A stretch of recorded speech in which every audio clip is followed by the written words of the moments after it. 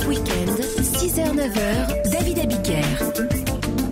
Et c'est l'heure de prendre la poudre d'escampette avec Vanessa Za et ses escapades culturelles. Bonjour Vanessa. Bonjour David, bonjour à tous. Et tous mes vœux pour 2016, Vanessa. Tous mes vœux et tous mes vœux aux auditeurs. Vous nous emmenez ce week-end à 2h30 de Paris, direction le nord de l'Auvergne, dans une petite ville pour laquelle vous avez eu un coup de cœur, un coup de foudre. C'est Moulins. Oui, c'est le mot, un vrai coup de foudre.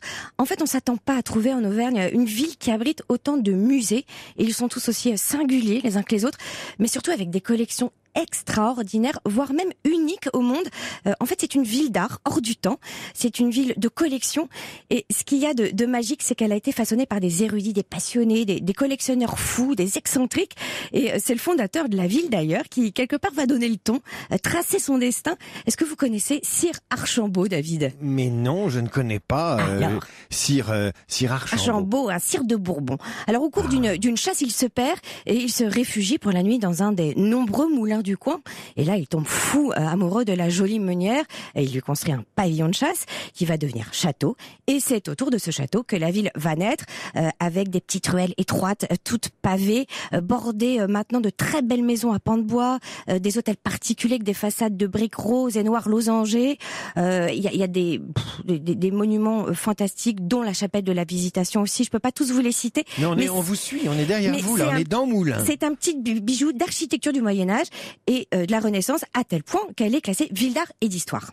Alors dites-nous tout sur ces musées si extraordinaires que l'on doit à des personnages hors du commun, parce que finalement, tout part d'une passion, tout part de l'envie de quelqu'un. De l'envie de quelqu'un. Alors, il y a un personnage incroyable, il s'appelle Louis Mantin, et il a créé une maison au 19e siècle, absolument hallucinant. C'est un riche bourgeois et qui va réunir un monde complètement cosmopolite dans cette maison. Et dans son testament, il demande à ce que sa maison soit réouverte au public 100 ans après sa mort pour qu'un homme du XXe siècle découvre son univers.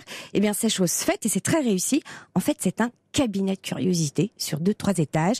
Il y a des serpents conservés dans du formol, des statues de Bouddha, des animaux empaillés, des vitraux codés, d'idéogrammes, enfin j'en passe. C'est un lieu unique, une parenthèse complètement enchantée. Alors ça c'est formidable, les cabinets de curiosité. Ça vous plaît ça, hein? Ah bah quand on rentre là-dedans, c'est un voyage dans le passé. On a un peu l'impression d'être dans Jules Verne.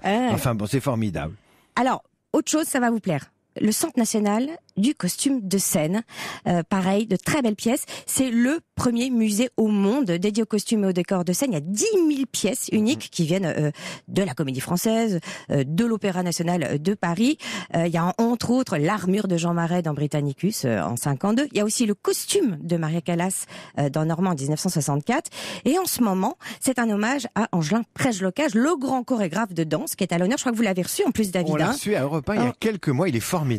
Et alors, donc, il a monté toute une exposition qui est interactive. Je ne vous en dis pas plus.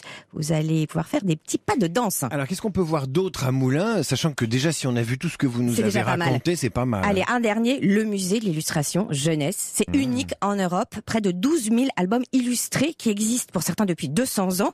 Le musée fête donc ses 10 ans. Et pour ça, ils mettent à l'honneur 10 personnages emblématiques, de Bécassine au prince de mots tordus. Je sais pas lequel était votre référence. Ah, moi je suis génération Casimir. Ah, plutôt, Casimir, Hippolyte et Casimir. Alors il y a des planches, mais en tout cas c'est pas les 10 personnages mis à l'honneur. Bon, il n'y a plus qu'à y aller à Moulins. Et alors, pour poser nos valises, vous nous dites où est-ce qu'il faut aller dormir? Dans quel bel hôtel de charme on va s'installer? L'hôtel de Paris, qui a en plus installé un spa dans le sous-sol de sa chapelle. Ah, ça vous aimez on les est dans spas, les pierres. vous. Ah bah j'adore. Mais attendez, pas n'importe quel spa. Ils ont un flottarium. Vous savez ce que c'est?